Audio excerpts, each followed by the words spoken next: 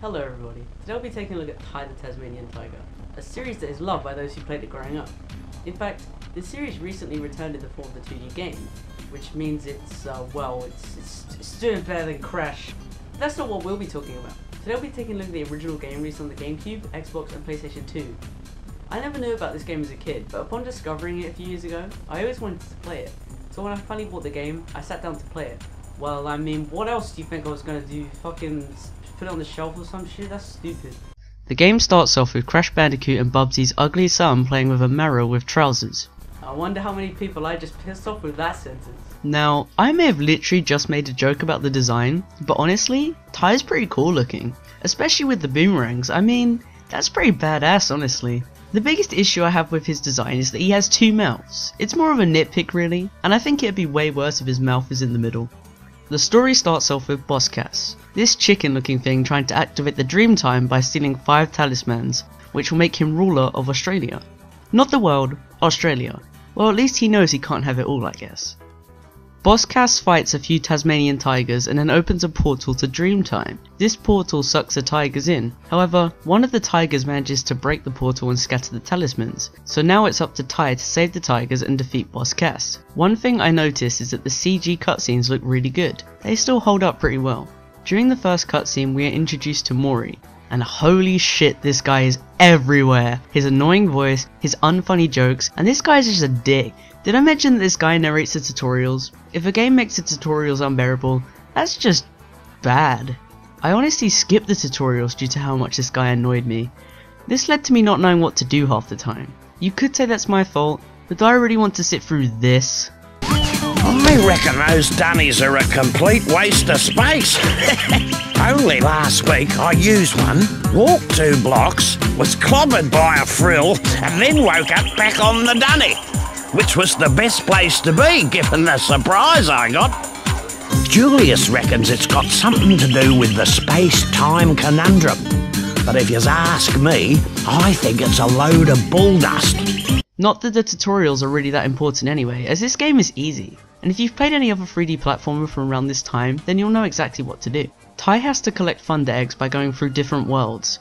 Seems familiar. That's because it is. The game starts you off in the hub world. This is actually a pretty good idea as it allows you to try out the controls without having to listen to this guy. You're faster than a long-legged emu with a case of the bellyaches.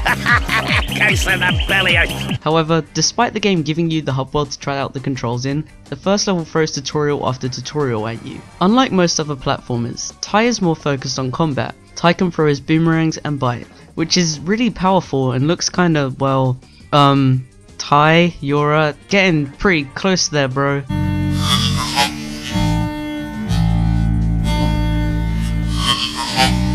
The combat makes up for the slightly underwhelming platforming. The platforming should be easy, but Ty's jumps are a little stiff and it's hard to figure out where you will land. The camera doesn't help this. The camera in this game is pretty bad. It's quite unresponsive and annoying. In each level there are 8 Thunder Eggs to collect. Sound familiar? However, unlike that similar game, you can collect all the Thunder Eggs once you enter the level. You don't have to reload the level each time you collect a Thunder Egg. Ty also does an animation whenever you collect a Thunder Egg. That sounds like another game! The levels have different themes such as deserts, jungles and beaches. Throughout the levels you can collect opals. Collecting all 300 of them in a stage will give you a Thunder Egg. An awesome thing about these is that the game remembers which ones you've collected when you return to a stage. It's a little feature, but a great one.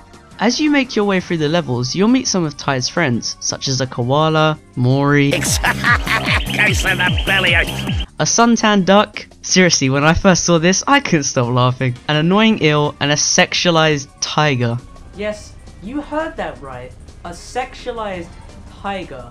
Imagine how many kids playing this develop tiger fetishes. After you play the first few levels, you'll realize you need a certain amount of Thunder Eggs to reach the next area. Seems familiar. When you obtain the amount of Thunder Eggs needed, you make your way to the first boss fight. There's no context as to who this guy is, but he wants to kill you and that's all that matters, and what is even happening right now?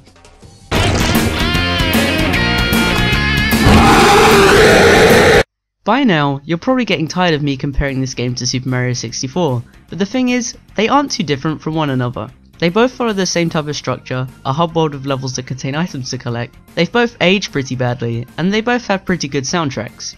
Speaking of the soundtrack, it's actually really good. It's got some really memorable tracks, plus it's different and fun to listen to whilst playing through the levels, which is how video game music should be. In the second world, you get to roam around a snow-filled part of Australia, I guess? This level is actually really open and even has some underground swimming sections.